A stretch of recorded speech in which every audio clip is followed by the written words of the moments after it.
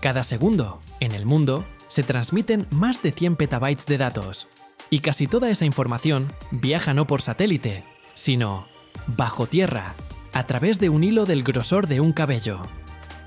El cable de fibra óptica es el héroe de la era digital, que transmite el 99% de todo el tráfico de Internet. Pero, ¿cómo se crea algo tan delgado que puede doblarse 90 grados y no perder ni un solo bit? ¿Qué hay dentro de este hilo de vidrio? ¿Y qué secreto esconde? Mira hasta el final y descubrirás por qué el verdadero Internet no comienza con el Wi-Fi, sino con el fuego en un horno de vidrio.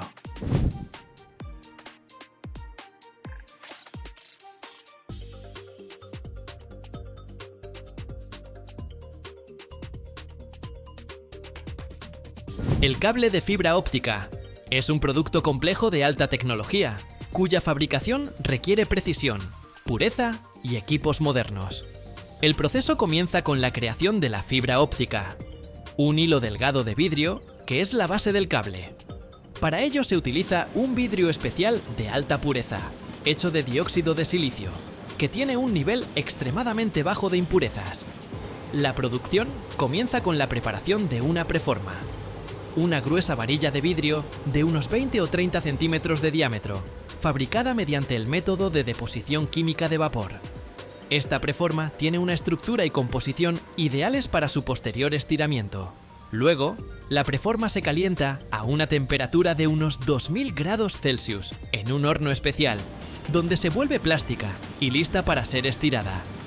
De ella se extrae un hilo delgado con un diámetro de aproximadamente 125 micrómetros. Eso es unas 800 veces más delgado que un cabello humano.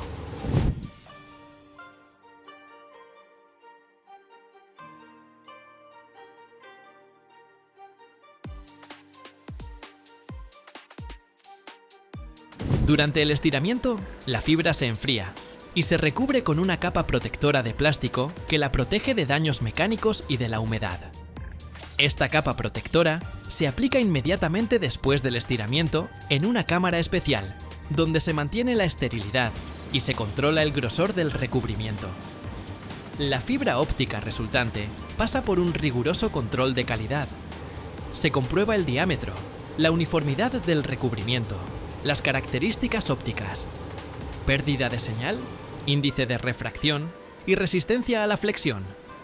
Las fibras con defectos se descartan y las de calidad se agrupan en haces. La siguiente etapa es la formación del cable. Las fibras se agrupan en haces de varias o decenas de unidades dependiendo del propósito del cable. Para su protección y resistencia, los haces se colocan en tubos internos de plástico o metal. Luego, se les añaden elementos de refuerzo: hilos de fibra de vidrio, alambres de acero o fibras de aramida, por ejemplo, Kevlar, que proporcionan resistencia y protección contra el estiramiento, la flexión y los daños mecánicos.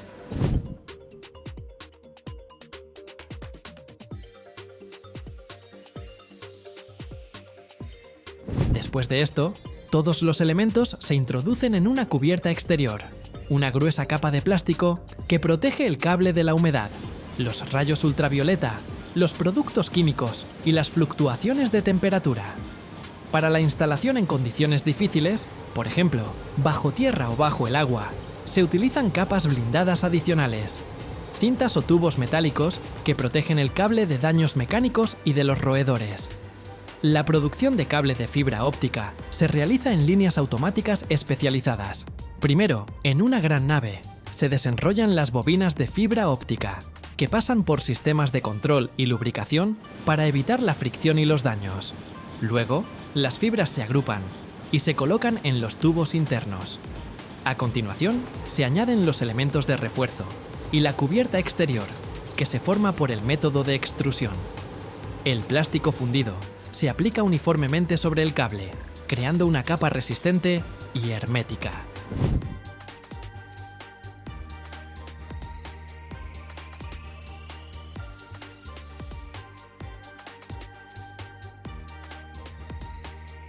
Después de la formación del cable, se prueba su resistencia, flexibilidad, resistencia a la humedad y a los cambios de temperatura. Se comprueban las características ópticas, pérdida de señal en diferentes longitudes de onda, resistencia a la flexión y a las cargas mecánicas. El cable que no cumple con los estándares se descarta o se envía a un reprocesamiento. El cable terminado se enrolla en grandes tambores que facilitan su transporte e instalación. La producción de cables de fibra óptica es una combinación de procesos químicos, físicos y mecánicos que requieren alta precisión y control en cada etapa.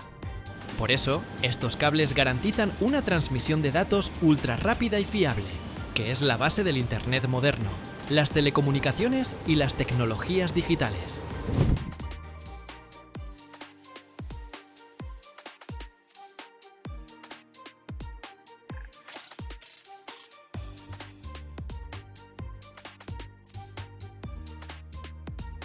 Así pues, la fabricación de un cable de fibra óptica es un proceso largo y complejo, que comienza con la creación de una fibra óptica de vidrio perfecta, su recubrimiento con capas protectoras, su agrupación en haces, la adición de elementos de refuerzo y la formación de una resistente cubierta exterior.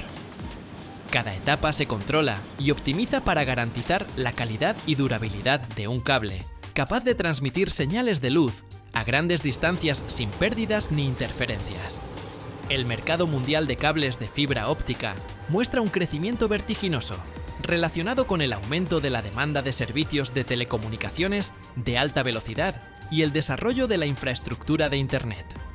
Se estima que el segmento de producción de la industria alcanzará aproximadamente 9.012 millones de dólares para el año 2025, y la cuota total del mercado, incluyendo cables y componentes, podría llegar a los 100.000 millones de dólares, considerando la rápida expansión de la infraestructura de transmisión de datos. La demanda de cables de fibra óptica no solo es impulsada por el sector de las telecomunicaciones, sino también por redes corporativas, centros de datos, sistemas de videovigilancia e incluso equipos médicos. Actores globales del mercado como Furukawa Electric Industries y Fujikura invierten en la expansión de sus capacidades de producción y en el desarrollo de nuevas tecnologías para satisfacer la creciente demanda. La producción de fibras ópticas y cables se ha concentrado más. Unas pocas grandes empresas controlan una parte significativa del mercado, lo que contribuye a mejorar la calidad del producto y a reducir su costo. El héroe de las telecomunicaciones modernas, que transmite más del 99% de toda la información del mundo.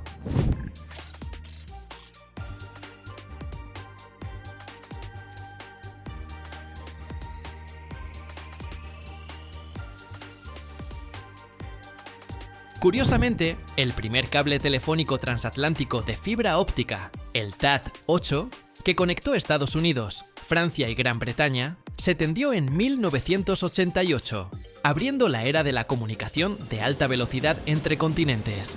Este cable reemplazó a cientos de pares de alambres de cobre, ya que una sola fibra óptica puede transmitir información equivalente a 600 pares de cobre.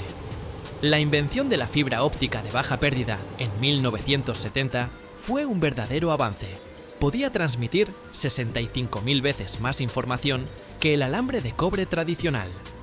Esto significa que las redes modernas funcionan con tecnologías que antes parecían de ciencia ficción. Gracias a esta fibra óptica, hoy tenemos Internet 5G, que es más de 100.000 veces más rápido que las primeras redes. Otro dato curioso: las fibras ópticas son tan delgadas y flexibles que se pueden doblar en un ángulo de 90 grados sin pérdida de señal, si se trata de una fibra multimodo con perfil de índice gradual.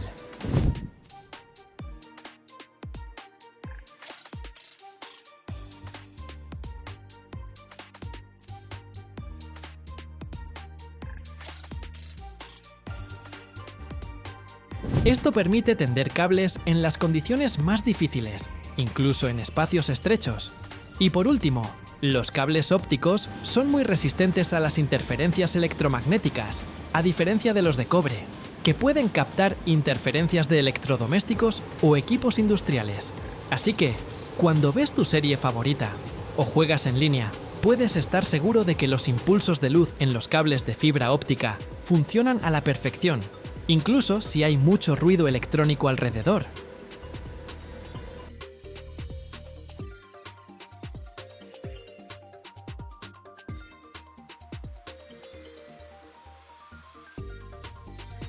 Cada año, en el mundo, se fabrican más de 2.000 millones de bombillas, pero pocos sospechan que dentro de una pera común hay una temperatura de más de 3.000 grados, vacío, gas inerte y un filamento más delgado que un cabello.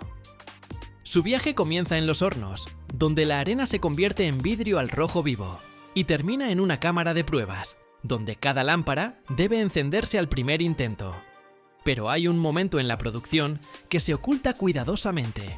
Si te quedas hasta el final, descubrirás el principal secreto de lo que realmente sucede dentro de una bombilla en el momento de encenderla.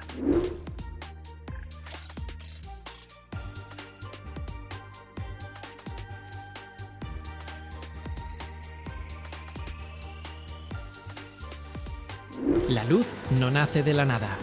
En la fábrica de bombillas todo zumba, brilla, parpadea y convierte vidrio, metal y gas en miles de fuentes de luz cada día. Todo comienza, por supuesto, con la ampolla de vidrio. Pero, ¿de dónde sale la propia ampolla de vidrio? En la mayoría de las grandes fábricas, las ampollas de vidrio se fabrican en el mismo lugar. Es parte de la misma cadena de montaje. Todo comienza con arena de cuarzo, sosa y piedra caliza. Se mezclan, se funden en hornos a una temperatura de más de 1500 grados Celsius y luego máquinas especiales soplan esas familiares peras a partir del vidrio fundido. El proceso está completamente automatizado. Tubos o gotas de vidrio se introducen en un molde, donde se inyecta aire, y el vidrio toma la forma deseada de la ampolla. Luego se enfría, se comprueba si tiene microfisuras y continúa por la línea hasta la etapa de inserción del filamento de tungsteno.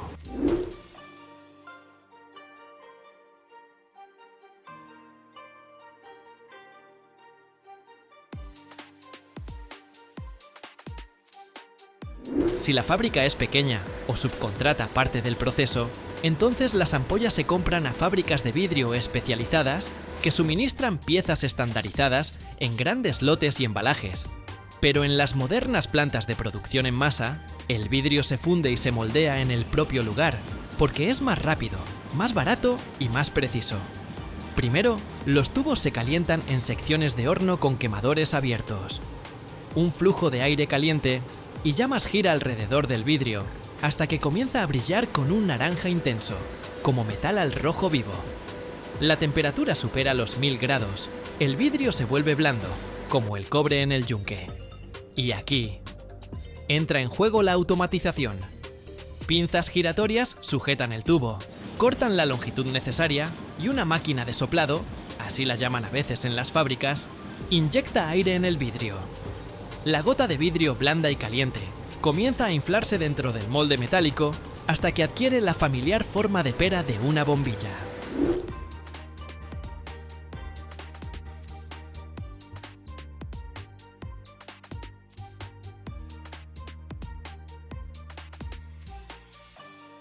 A veces es alargada o incluso esférica, dependiendo del modelo.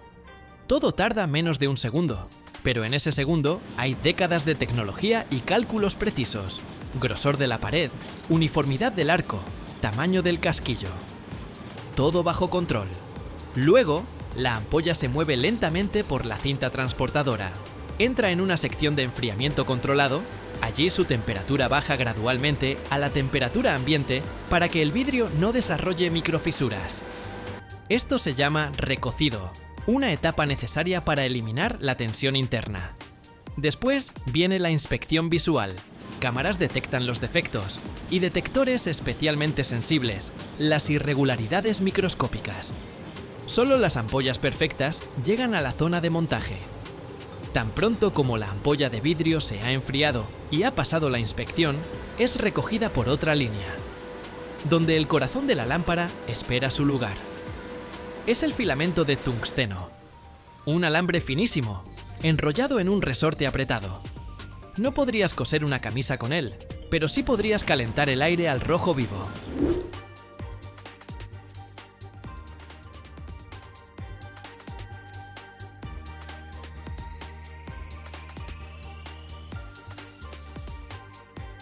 El tungsteno.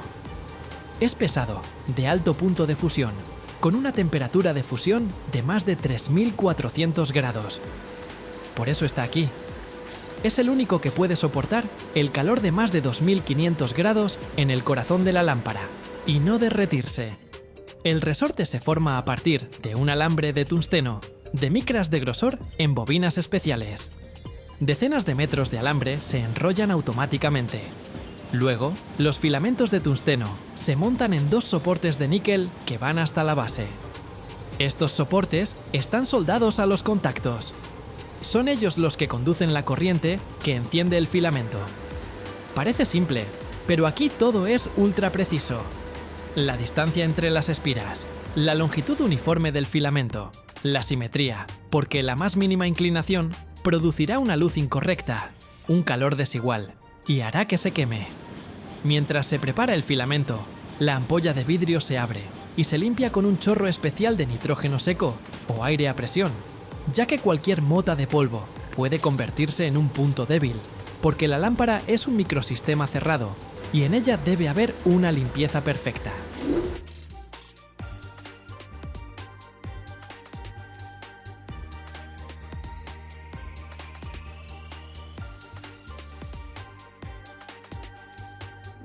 Luego, el montaje del núcleo.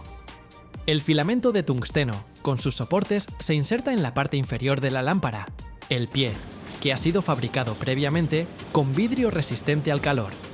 Aquí se combinan la mecánica y la resistencia al calor.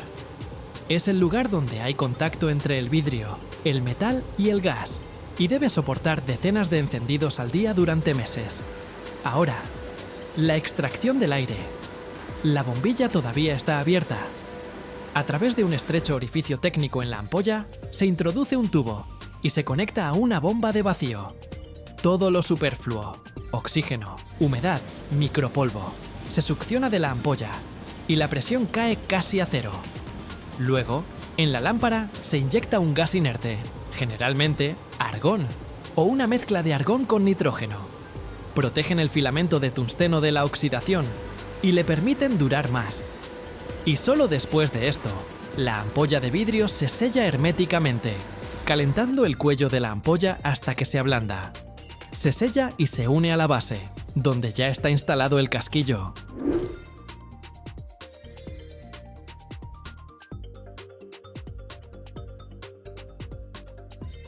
El casquillo es esa misma espiral metálica, o dos pines, según el tipo, con la que la lámpara se enrosca en el portalámparas. Se suelda o se crimpa con un pequeño aislante de vidrio, que asegura la separación eléctrica entre los contactos. En esta etapa, la lámpara está casi lista. Pero aún más importante, es la prueba de funcionamiento. Todas las bombillas pasan por una prueba. Por un instante se les aplica corriente. El filamento se enciende al rojo vivo, y cualquier defecto se revela de inmediato. Si la lámpara no se enciende, una máquina automática la descarta a un contenedor de rechazos. Si se enciende de manera uniforme, sin parpadeos, sigue adelante. A continuación, una prueba selectiva de impacto y temperatura. Las bombillas se dejan caer desde una pequeña altura. En su embalaje, se prueban contra el sobrecalentamiento. Se comprueba el tiempo de funcionamiento a un voltaje reducido. El tungsteno debe brillar no con una luz blanca, sino con una luz amarillo cálida que no moleste a los ojos.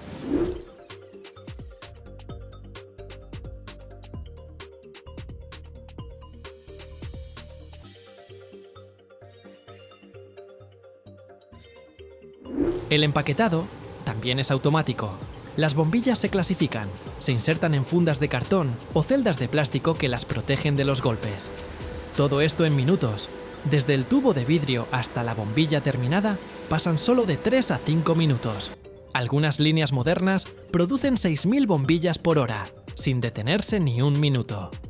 Y cuando en el supermercado coges una bombilla común, lisa, ligera, transparente, en ella se esconde todo este viaje.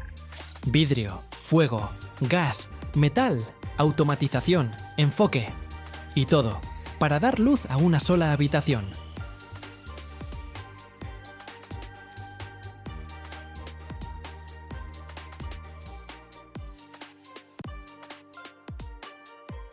miles de toneladas de presión, una velocidad de más de 60 metros por segundo y ningún margen de error. En las entrañas de una brillante fábrica, donde el estruendo de las prensas se fusiona con el susurro del metal, nace un material sin el cual ninguna cocina, hospital o cohete espacial podría funcionar. Es el papel de aluminio. Más delgado que un cabello humano, pero fuerte como una armadura.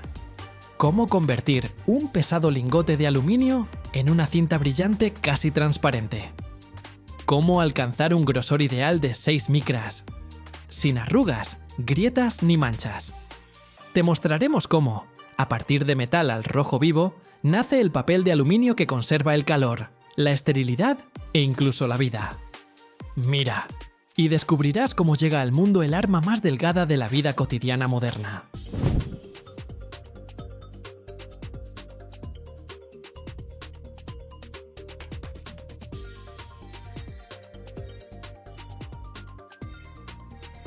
Todo comienza con un metal brillante que parece recién sacado de un lago de plata de los dioses. En realidad, es aluminio secundario, latas de bebidas, viejas estructuras o materia prima virgen de bauxita. Se arroja a enormes hornos industriales donde reina una temperatura de unos 660 grados Celsius, el punto de fusión del aluminio. Dentro, no solo hace calor, es un infierno. El metal se transforma lentamente en una masa líquida brillante, parecida a un espejo derretido. Y aquí comienza la magia. Se añaden aleaciones especiales, silicio, cobre o manganeso, para darle al papel de aluminio la dureza, elasticidad y resistencia térmica deseadas. Esto es, en esencia, la primera receta de lo que luego llamaremos el papel de aluminio perfecto.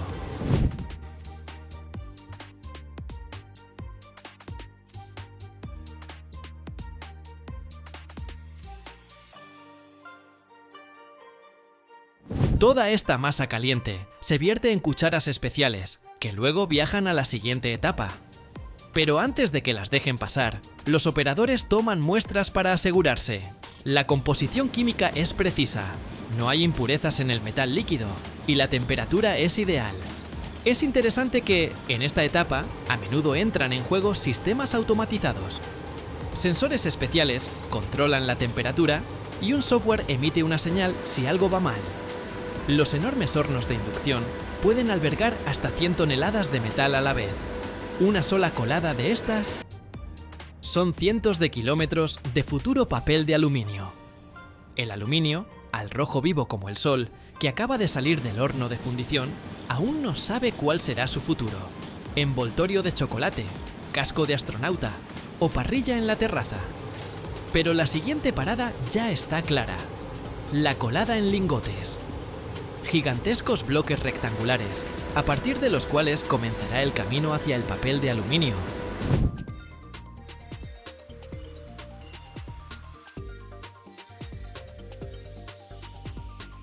El metal líquido se vierte en máquinas especiales de colada continua. Lo enfrían instantáneamente, desde una temperatura de más de 600 grados Celsius hasta 60 grados Celsius, formando bloques masivos de hasta 8 metros de largo y con un peso de hasta 10 toneladas. Esto aún no es una lámina, ni una cinta, solo una pieza en bruto. Pero ya debe ser perfectamente homogénea porque la más mínima burbuja de aire o partícula extraña en la estructura y el papel de aluminio luego se romperá, como los nervios antes de una fecha límite. El control de calidad aquí también es de alta precisión. En esta etapa se utiliza el diagnóstico por ultrasonido, similar al que se hace a las embarazadas, solo que en lugar de un bebé, aquí está la futura lámina de aluminio. Se buscan defectos internos, microfisuras, cavidades, faltas de llenado. Tan pronto como los lingotes se enfrían, se envían al procesamiento mecánico. Nivelación de la superficie, lijado, marcado. Ya no son anónimos. Cada lingote tiene su propio número, historial y características.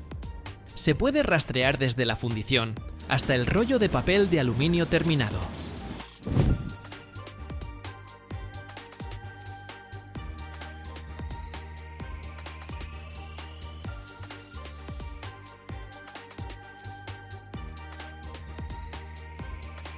Y mientras un lingote va al laminado, otro ya está naciendo.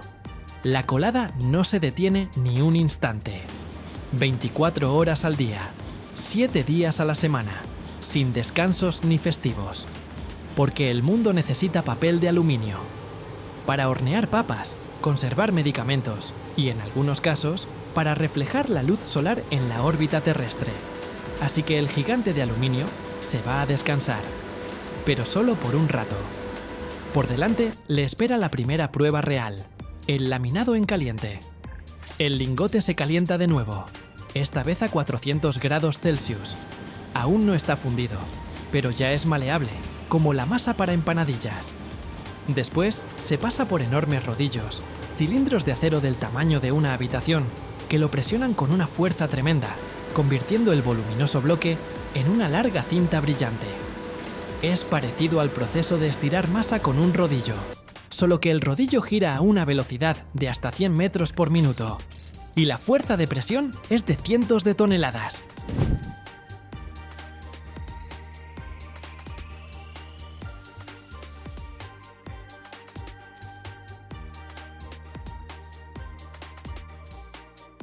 Con cada pasada, la lámina se vuelve más delgada y más larga. Si al principio su grosor es de casi 60 centímetros, después de varias pasadas en caliente es inferior a 10 milímetros. Esto todavía no es papel de aluminio, pero ya se parece mucho a algo familiar. Grandes láminas brillantes que se enfrían y se enrollan en bobinas de hasta 150 metros de longitud. ¿Y sabes qué es genial? El laminado en caliente no es solo una simple compresión física. Aquí es importante la estructura del grano del metal, su elasticidad, la tensión interna. Por eso, el laminado es controlado por computadoras especiales con sensores de temperatura y medidores láser de grosor. Si algo no va bien, la línea se detiene. Las bobinas enfriadas se colocan en estanterías especiales, como si fuera champán en una bodega. Allí descansan un poco, liberando el estrés después del laminado, para que no se rompan luego a medio camino del supermercado.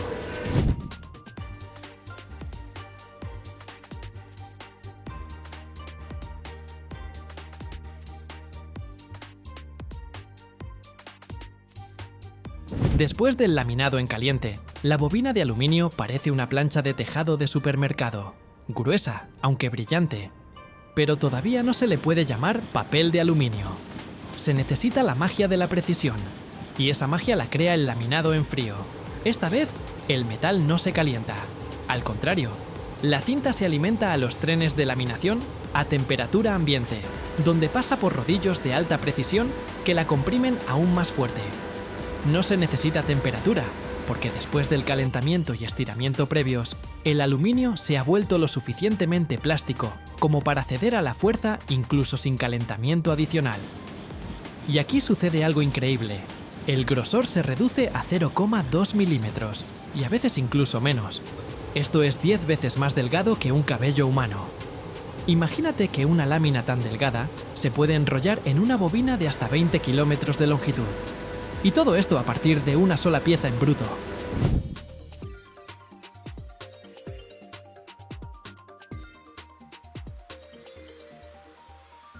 El proceso se asemeja a un juego refinado entre los rodillos de acero y el delicado metal. Pero el más mínimo error, y el papel de aluminio se romperá o se arrugará. Por eso, el control aquí es casi de joyería. Ultrasonido, láseres, escáneres visuales. Todo funciona en sincronía para que la cinta permanezca perfectamente plana, lisa, sin microfisuras ni abolladuras. Y un detalle más. El brillo especular del papel de aluminio no es pintura ni laca. Es el resultado de que el papel se lamina en pares, dos láminas juntas, con los lados brillantes hacia afuera. Las que están en contacto con los rodillos se vuelven mates y las exteriores brillantes. Luego, simplemente se separan. Por cierto, es en este proceso donde nace el papel de aluminio doméstico, el embalaje farmacéutico, el papel para yogures, chocolate, café y también el papel aislante para el espacio y los coches eléctricos. Todo esto es el mismo material, simplemente procesado y cortado de diferentes maneras.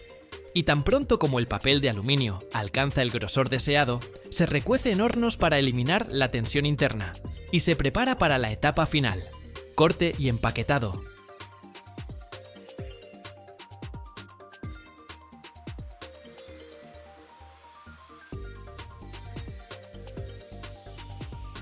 Cada año, en el mundo, se producen más de 60 millones de toneladas de aluminio. Un metal sin el cual serían imposibles los aviones, los smartphones e incluso los cohetes espaciales. Pero, ¿sabías que para obtener solo 1 tonelada de aluminio se necesita gastar más electricidad de la que consume una casa en todo un año? Desde hornos al rojo vivo hasta baños eléctricos con metal líquido. La producción de aluminio parece más ciencia ficción que industria. ¿Listo para sumergirte en este mundo de energía, fuerza y precisión? Entonces vamos.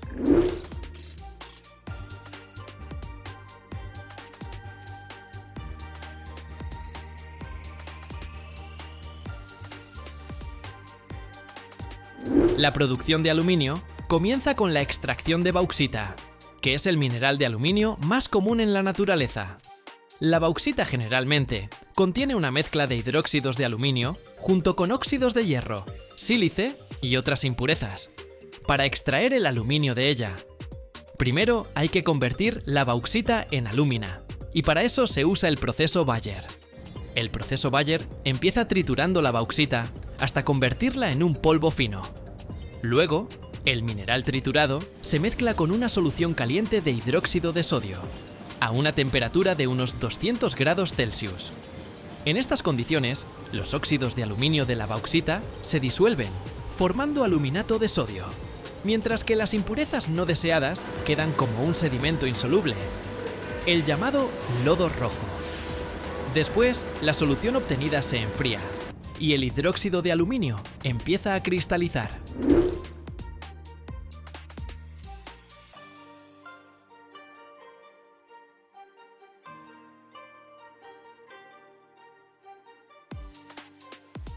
Estos cristales se filtran y se lavan, y después se calientan a altas temperaturas, cerca de 1000 grados Celsius, en hornos especiales para eliminar el agua. Como resultado, queda alúmina pura, un polvo blanco que es la materia prima principal para la electrólisis posterior y la obtención de aluminio metálico. La electrólisis es el proceso clave en la producción de aluminio, que transforma la alúmina en aluminio metálico. Este proceso ocurre en celdas electrolíticas especiales, llenas de criolita fundida, que sirve como disolvente para la alúmina. La criolita reduce la temperatura de fusión de la alúmina desde más de 2000 grados Celsius hasta aproximadamente 950 grados Celsius, lo que hace el proceso más eficiente energéticamente. ¡Un gran truco! La alúmina se añade a la criolita fundida en la celda, donde se disuelve. Luego se pasa una potente corriente eléctrica a través de esta mezcla fundida.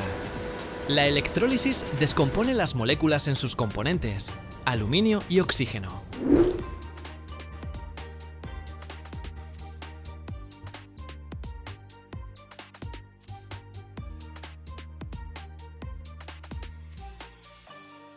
Los átomos de aluminio, cargados positivamente, son atraídos hacia el cátodo, el electrodo negativo, que está en el fondo de la celda. Allí se depositan en forma de metal líquido puro. Mientras tanto, los átomos de oxígeno son atraídos hacia el ánodo, el electrodo positivo, hecho de carbono. En el ánodo, el oxígeno reacciona con el carbono, formando dióxido de carbono, que se libera a la atmósfera. Esta etapa requiere enormes cantidades de electricidad para producir 1 tonelada de aluminio. Normalmente se gastan unos 15 megavatios hora. Es una locura. Por eso, la electrólisis es uno de los procesos industriales que más energía consumen en el mundo. El aluminio líquido, obtenido en el cátodo, se recoge y se transporta para su posterior fundición o procesamiento. Es precisamente este proceso el que permite obtener un metal de alta calidad, utilizado en la fabricación de automóviles, aviación, construcción y otras industrias.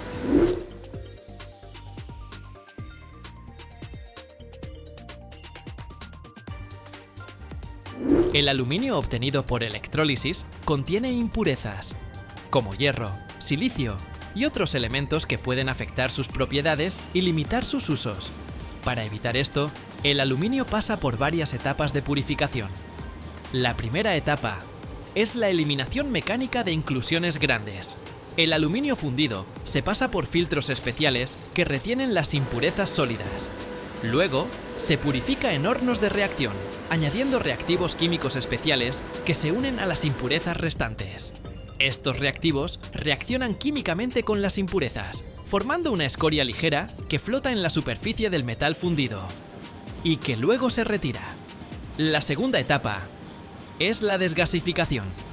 En el aluminio fundido pueden quedar gases, como hidrógeno, que crean porosidad y afectan negativamente la estructura del metal.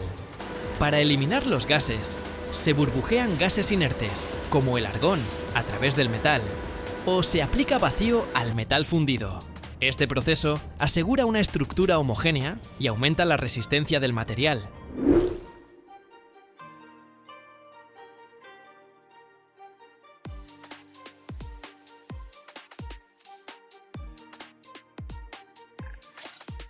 La última etapa es el tratamiento electromagnético.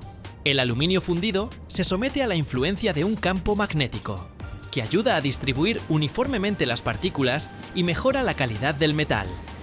El aluminio resultante tiene una alta pureza, generalmente superior al 99%, lo que lo hace apto para las aplicaciones más exigentes, como la construcción aeronáutica o la fabricación de productos electrónicos. Casi perfecto. Antes de la fundición, el aluminio se limpia de impurezas y contaminantes para asegurar la máxima calidad del producto final. El metal se carga en un horno, donde se calienta gradualmente hasta alcanzar el estado líquido. Es importante que el calentamiento sea uniforme, ya que esto asegura la homogeneidad del metal y previene la formación de capas de óxido en la superficie. La temperatura de fusión de este metal es de 660 grados Celsius. Para esto, se suelen usar hornos de inducción o de gas, dependiendo de las necesidades y la escala de producción.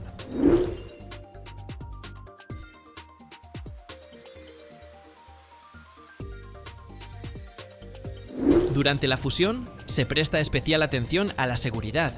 El aluminio reacciona activamente con el oxígeno, formando una capa de óxido que puede afectar sus propiedades. Por eso, para proteger el metal fundido de la interacción con la atmósfera, a menudo se usan gases inertes, como el argón, que crean una atmósfera protectora especial en la cámara de fusión. Esto permite minimizar las pérdidas de metal y mejorar su calidad. Una vez que el aluminio alcanza el estado completamente líquido, se mantiene así hasta el momento en que se pueda usar para la fundición u otros procesos tecnológicos. El metal fundido se vierte en moldes para crear lingotes, que se utilizan para procesamientos posteriores, como la extrusión, la laminación o la fabricación de piezas fundidas. La formación es la etapa en la que el aluminio fundido adquiere su forma futura al verterse en moldes especialmente preparados. El tipo de molde depende del producto que se esté creando y puede ser de arena, metálico, coquilla o de grafito, cada uno con sus ventajas y particularidades.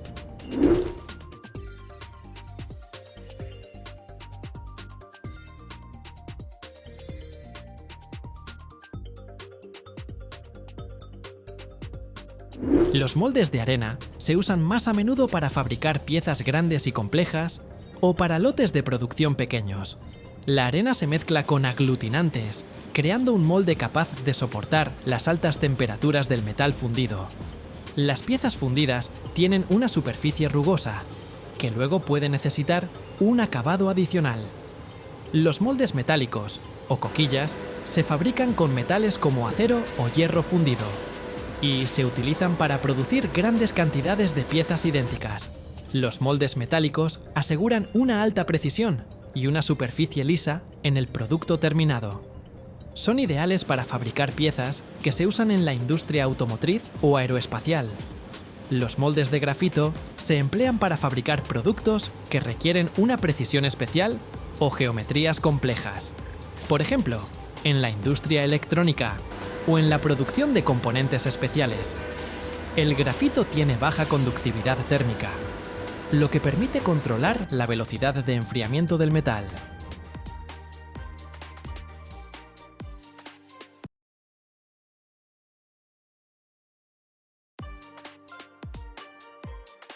Imagínate una llanta capaz de recorrer 300.000 kilómetros. Es como darle 7 vueltas a la Tierra. Producir una de estas gigantescas llantas de carga puede llevar hasta 5 años. Además, la temperatura interna durante su fabricación alcanza los 150 grados Celsius, suficiente para derretir plomo.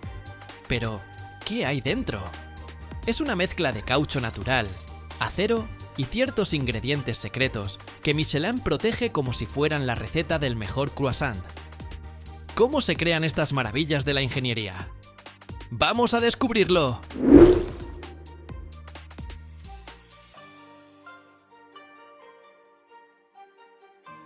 Primero, un equipo de ingenieros y diseñadores define que necesita la nueva generación de llantas. Ahorro de combustible, mayor kilometraje o mejor agarre. A veces, todo a la vez. Luego crean modelos computacionales que simulan el comportamiento de la llanta en distintas condiciones. Es algo parecido a un simulador de carreras, solo que, en lugar de un piloto, hay fórmulas, datos y una inteligencia artificial. Pero veámoslo con más detalle. El desarrollo de una nueva llanta de carga Michelin puede tomar entre 2 y 5 años. Todo comienza con estudios de mercado y análisis de necesidades. Después de diseñar el modelo digital, se fabrican los primeros prototipos físicos para realizar pruebas de laboratorio y en ruta. En esta fase pueden surgir decenas de versiones, hasta encontrar la combinación perfecta de materiales, dibujo y construcción. Si la llanta supera las pruebas, arranca la producción en serie, lo cual todavía puede tardar de 6 a 12 meses, mientras se ajustan las líneas de fabricación y se garantiza la calidad. Así que, desde la primera idea hasta que la llanta está lista para el mercado, pueden transcurrir cerca de 5 años.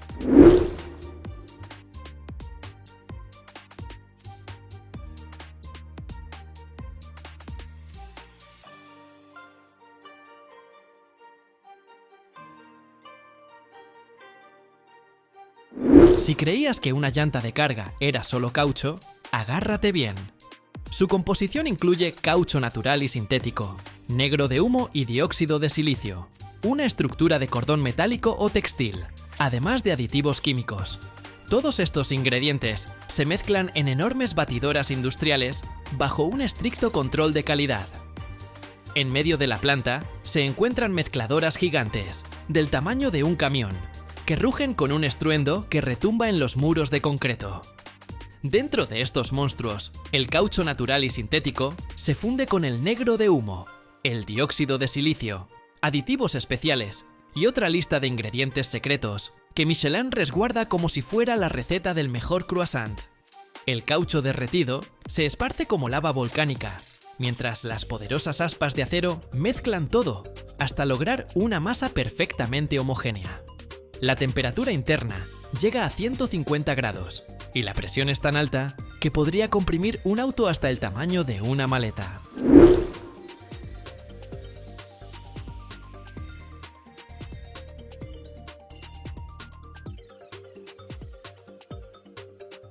Tras varias etapas de mezclado, la masa resultante sale de la máquina en forma de gruesas láminas calientes que se enfrían rápidamente y se cortan en tiras. De estas tiras nacerán las futuras llantas. Todo se siente como estar en el corazón de un volcán industrial, donde del caos de materias primas surge la fórmula perfecta de resistencia. Después de la mezcla, los materiales pasan a moldes especiales, donde la llanta adquiere su forma reconocible. Este proceso tiene varias fases. Primero, la masa de caucho se hace pasar por potentes rodillos de acero, que la extienden en tiras largas y gruesas. Luego, esas tiras se cortan en secciones del tamaño y la forma requeridos.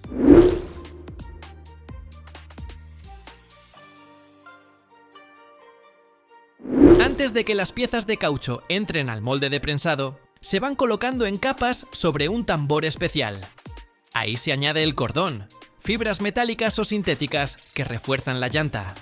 los costados y la capa interna que sella el aire.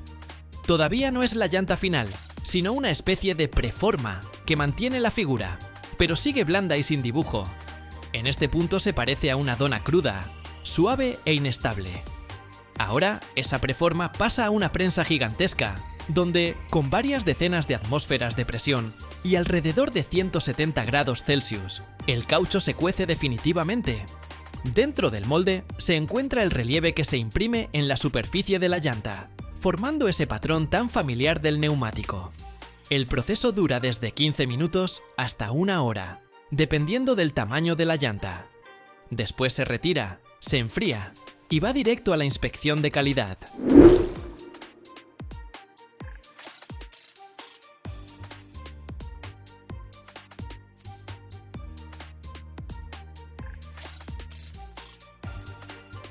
El peso de una llanta de carga. Michelin depende de su tipo y propósito, pero en promedio ronda los 50 u 80 kilogramos. Las llantas para camiones de larga distancia, por ejemplo, la Michelin X-Line Energy, pesan alrededor de 60 o 70 kilos. Las llantas reforzadas para maquinaria de construcción y volquetes mineros pueden superar los 150 kilogramos. Y las llantas para esos gigantes, que llevan cientos de toneladas de roca, pueden llegar a pesar hasta 4 toneladas. En otras palabras, una llanta de carga no es simplemente un aro de caucho, sino una verdadera obra de ingeniería, que equilibra resistencia, durabilidad y eficiencia en el consumo de combustible. Una de las fases más impresionantes es la prueba de calidad. Michelin somete cada serie de llantas a múltiples tests. Para comprobar, por ejemplo, la resistencia al desgaste, se montan las llantas en camiones de prueba que recorren kilómetros sin parar en pistas cerradas. Estos circuitos replican condiciones reales: asfalto, adoquines, grava, baches. Los vehículos hacen giros bruscos y frenados de emergencia. Es un test para medir deformación y sobrecalentamiento. Además, se aplica sobrepeso deliberado para ver si la estructura se fatiga bajo carga extra. Uno de estos camiones puede recorrer hasta 100.000 kilómetros en una sola prueba. Y sí, algunas llantas se destruyen en el proceso. Todo sea por la seguridad de los conductores. Si no hay tiempo para esperar el desgaste real, se usan bancadas de ensayo especiales. Ahí, las llantas se montan sobre tambores que simulan el movimiento de la carretera, obligándolas a correr miles de kilómetros bajo carga. Algunos modelos de llantas. Michelin para transporte de larga distancia, como la X-Line Energy, pueden recorrer hasta 300.000 kilómetros antes del primer cambio. Es como darle 7 vueltas al Ecuador. Cerca del 80% de las llantas desgastadas pueden renovarse aplicando una nueva capa de dibujo, prolongando así su vida útil otros 100 o incluso 150.000 kilómetros.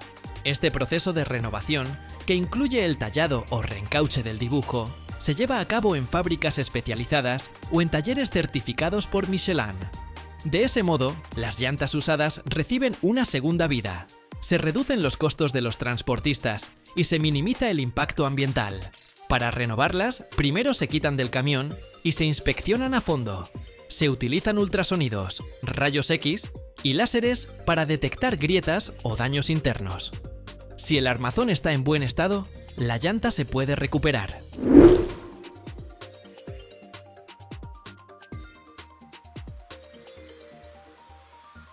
Unas llantas Michelin bien elegidas y correctamente infladas ayudan a reducir el consumo de combustible entre un 3 y un 5%.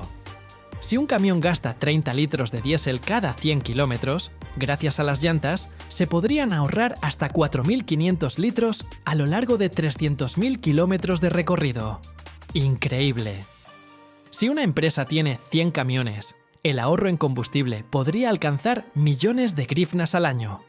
Menos diésel significa menos emisiones. Así, las grandes flotas pueden recortar su huella en miles de toneladas de CO2 anualmente, lo cual ayuda al medio ambiente y cumple con las normativas ecológicas.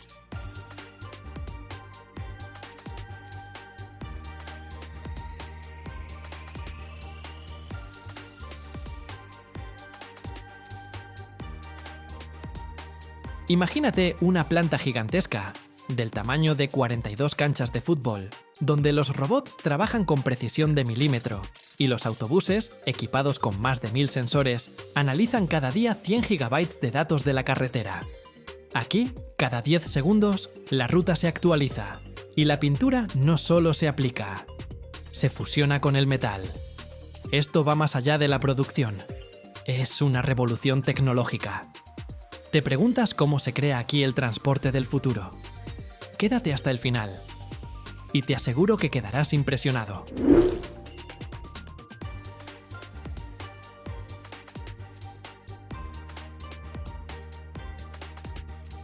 Esta planta abarca más de 300.000 metros cuadrados, aproximadamente el equivalente a 42 canchas de fútbol. Sus techos llegan a decenas de metros de altura para acomodar enormes líneas de producción y brazos robóticos. De un extremo a otro, los empleados se desplazan en carritos eléctricos, porque caminar toda esa distancia tomaría mucho tiempo. La fábrica es un verdadero símbolo de innovación y esfuerzo humano. Los robots se encargan de las tareas rutinarias con precisión milimétrica, mientras que las personas toman las decisiones clave, que exigen intuición y experiencia. Aquí no solo se ensamblan los autobuses, sino que también se producen muchos de sus componentes esenciales: el chasis, la carrocería, los paneles y hasta algunos elementos de los sistemas eléctricos. Para piezas más especializadas, como la electrónica o mecanismos complejos, pueden recurrir a proveedores, pero incluso esos componentes se integran y se prueban directamente en la planta.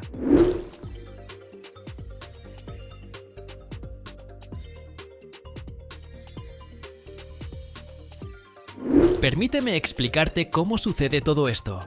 Primero, el armazón del autobús atraviesa la fase de esqueletización, donde potentes robots sueldan la estructura con tanta exactitud que es casi imposible cometer un error. Después llega el turno de la pintura. En esta planta se usan materiales ecológicos que protegen el metal de la corrosión y aseguran una larga vida útil al recubrimiento. La pintura no se limita a cubrir. Literalmente, se funde con la superficie, gracias a una tecnología especial de polimerización. En enormes áreas de trabajo, los autobuses avanzan despacio a través de cámaras automatizadas. Los operarios, con equipo de protección, manejan brazos robóticos que aplican la pintura. Esta, en lugar de solo quedarse encima, se integra con el metal, formando una película perfectamente uniforme y resistente.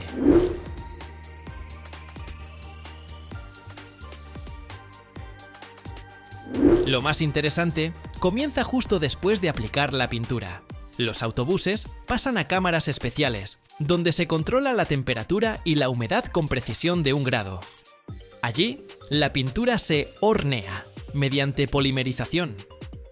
Una reacción química que no solo embellece el acabado, sino que lo vuelve extremadamente duradero.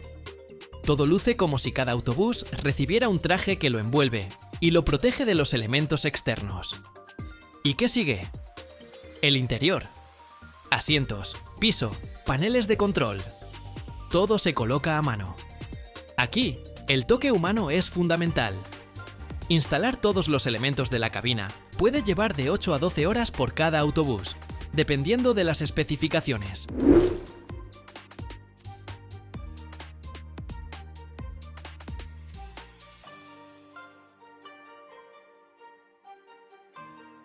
Para empezar, se montan de manera secuencial los componentes del interior. Cada asiento se coloca manualmente, porque incluso un pequeño error puede afectar la comodidad y seguridad de los pasajeros. Luego se instalan los paneles de control y se efectúan todas las conexiones eléctricas y los ajustes de sistema. Esta etapa es crítica, tanto en el aspecto técnico como en el estético. El interior no solo debe ser funcional, sino también agradable a la vista, de modo que los pasajeros se sientan cómodos y seguros.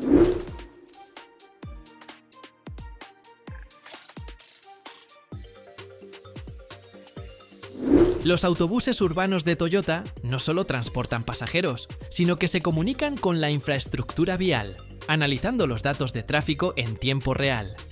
Esto permite optimizar rutas y reducir los atascos. ¿Te imaginas un sistema que ajuste automáticamente la temperatura interna según la cantidad de gente a bordo? Aquí ya es una realidad. Por eso, estos autobuses cuentan con sensores y tecnología de última generación que les ayudan a comprender la situación de la carretera y a interactuar con ella. Cada autobús está equipado con más de 1000 sensores que monitorean todo, desde la velocidad de circulación hasta el estado del pavimento y el clima. Además, cada unidad puede recopilar más de 100 GB de datos diarios, analizando la situación vial para lograr la mejor planificación de rutas.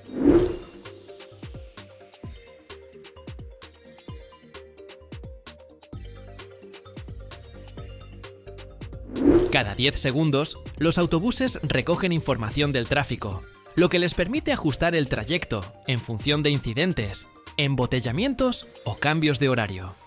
El sistema procesa esos datos en solo una milésima de segundo, ofreciendo la posibilidad de corregir el curso antes de que surja un problema. Esta tecnología hace que el transporte sea más eficiente, ahorre combustible, reduzca el tiempo de viaje y minimice las emisiones gracias a la optimización en tiempo real. Es casi como si los autobuses fueran compañeros de trabajo inteligentes, siempre adaptándose. La planta también impresiona por su cultura de colaboración entre humanos y máquinas. Los robots asumen tareas pesadas o peligrosas, mientras que las personas se dedican a ajustes finos y control de calidad. Las máquinas nos ayudan a ser más eficientes, pero las decisiones las tomamos nosotros, cuenta uno de los ingenieros principales.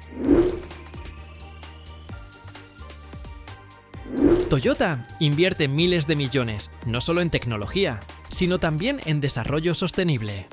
La planta emplea fuentes de energía renovable y minimiza sus desechos. Los residuos de pintura se reciclan y el agua se purifica para volver a usarse. La pintura que no se adhiere al autobús es recogida por sistemas de filtración y separadores centrífugos, separándola en sólidos y líquidos. Los sólidos se prensan en bloques compactos que se aprovechan para fabricar pavimentos u otros materiales industriales. La parte líquida se somete a limpieza y regresa al proceso de pintado.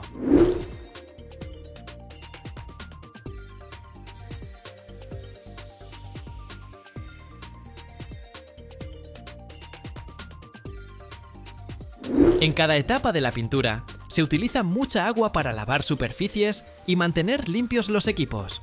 Para ello, la planta cuenta con una sofisticada purificación en varias fases. Primero, filtrado mecánico para eliminar partículas grandes de pintura y suciedad. Luego, un tratamiento químico neutraliza los iónicos componentes tóxicos. Después, un proceso biológico, en el que bacterias especializadas descomponen los restos químicos. Por último, la filtración por membrana culmina el ciclo, dejando el agua completamente limpia. Esa agua purificada se reutiliza para lavar los autobuses y mantener limpias las cabinas de pintura. Con este sistema, la planta reduce el consumo de agua hasta en un 70%, en comparación con procesos de producción convencionales. Y, ¿sabes qué? Es una de esas innovaciones que prueban que incluso los gigantes de la industria pueden pensar en la naturaleza.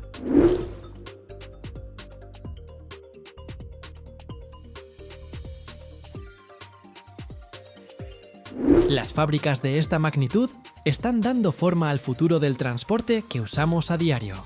Menos tráfico, aire más puro, viajes más confortables.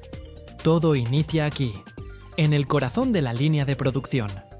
Si alguna vez ves un autobús futurista moviéndose con suavidad por tu ciudad, recuerda, su historia comenzó en esta enorme planta de Toyota, donde hombres y mujeres trabajan hoy mismo, creando el futuro de la movilidad.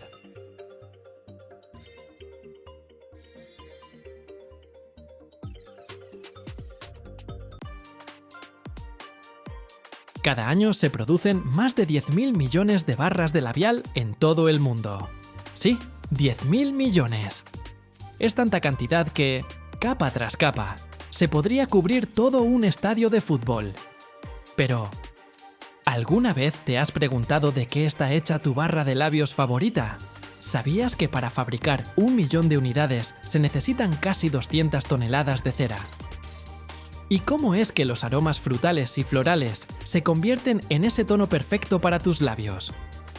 Hoy te llevaremos tras bambalinas del proceso de fabricación del labial, donde la cera derretida, la maquinaria de alta precisión y los pigmentos vibrantes se combinan para crear una auténtica obra maestra de la cosmética.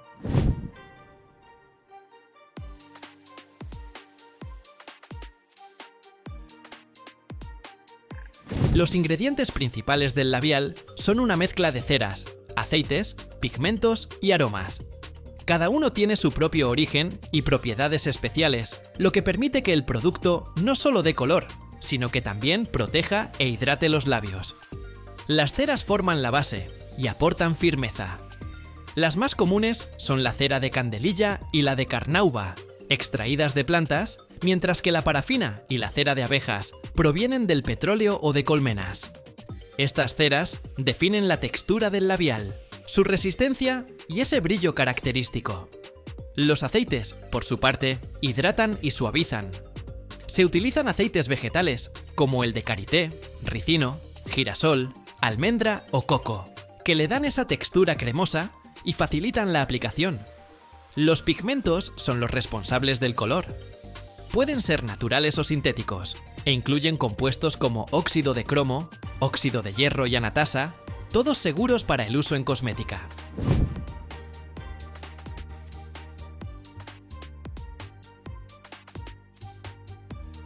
Los aromas juegan un papel clave. Pueden ser extractos naturales de flores y frutas o fragancias sintéticas. Además, se añaden antioxidantes y vitaminas para mejorar el cuidado de los labios. Uno de los más usados es la vitamina E, que no solo mantiene el labial fresco, sino que también nutre la piel. Los ingredientes provienen de distintas partes del mundo. Las ceras y aceites suelen recolectarse en regiones tropicales, donde las plantas tienen propiedades ideales para la cosmética. En cambio, los pigmentos se crean en laboratorios especializados, utilizando tecnología avanzada en química y ciencia de materiales. Cada año, la industria produce alrededor de 10.000 millones de labiales y brillos. Un mercado gigante que sigue siendo uno de los más populares en el mundo del maquillaje.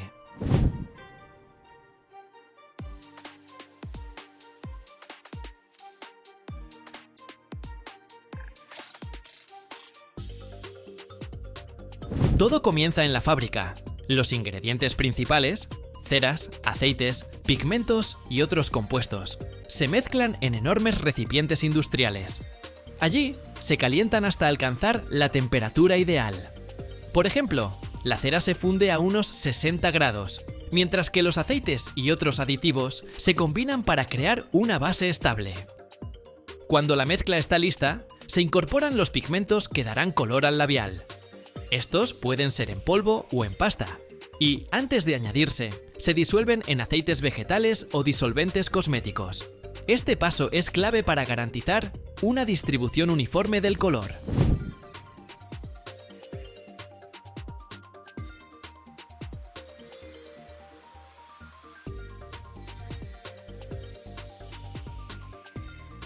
Los pigmentos no se agregan de golpe. Se incorporan poco a poco con máquinas especializadas, como mezcladores y homogeneizadores, que garantizan una integración perfecta sin grumos ni manchas. La mezcla se calienta nuevamente, esta vez a 60 o 70 grados, asegurando que los pigmentos se distribuyan de manera homogénea. Aquí entran en acción potentes agitadores industriales que generan movimientos en espiral, evitando que los pigmentos se asienten en el fondo o formen grumos. Después de mezclar los pigmentos, se realiza una inspección de calidad para verificar que el color sea el correcto. Se prueban muestras y, si es necesario, se ajusta la fórmula con más pigmentos o aditivos hasta obtener el tono exacto.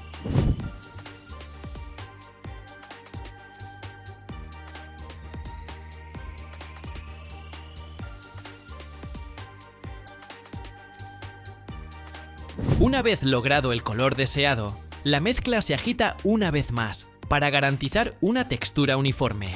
Luego, se enfría gradualmente hasta alcanzar la consistencia perfecta para solidificarse.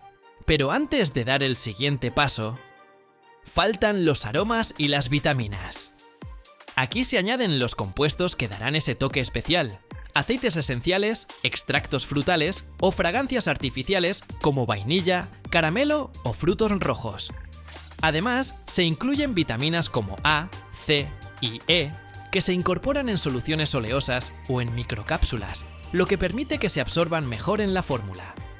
Para producir 1 millón de labiales, se necesitan aproximadamente 200 toneladas de cera y una cantidad incalculable de aromas.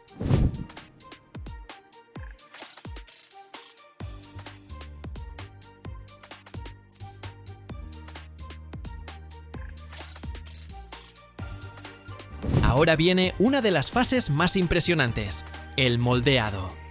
La mezcla caliente y líquida se vierte en moldes de metal o silicona, diseñados con precisión milimétrica para dar forma al labial. Los dispensadores industriales dosifican cada porción con exactitud, sin permitir que se derrame ni una gota de más. Este proceso se ve casi como una escena de ciencia ficción. La cera derretida, con su color vibrante, fluye con suavidad y llena cada molde a la perfección. Luego, los moldes pasan a cámaras de enfriamiento, donde la temperatura desciende hasta -5 grados. En solo unos minutos, la mezcla se solidifica, adquiriendo una textura lisa y uniforme. A través de enormes vitrinas de refrigeración, se pueden ver cientos de labiales endureciéndose poco a poco, preparándose para el siguiente paso. Cuando la estructura está completamente firme, los moldes se abren y los labiales son expulsados con precisión mecánica. Y aquí ocurre la magia final. Cada barra pasa por rodillos pulidores que eliminan imperfecciones y le dan ese brillo impecable.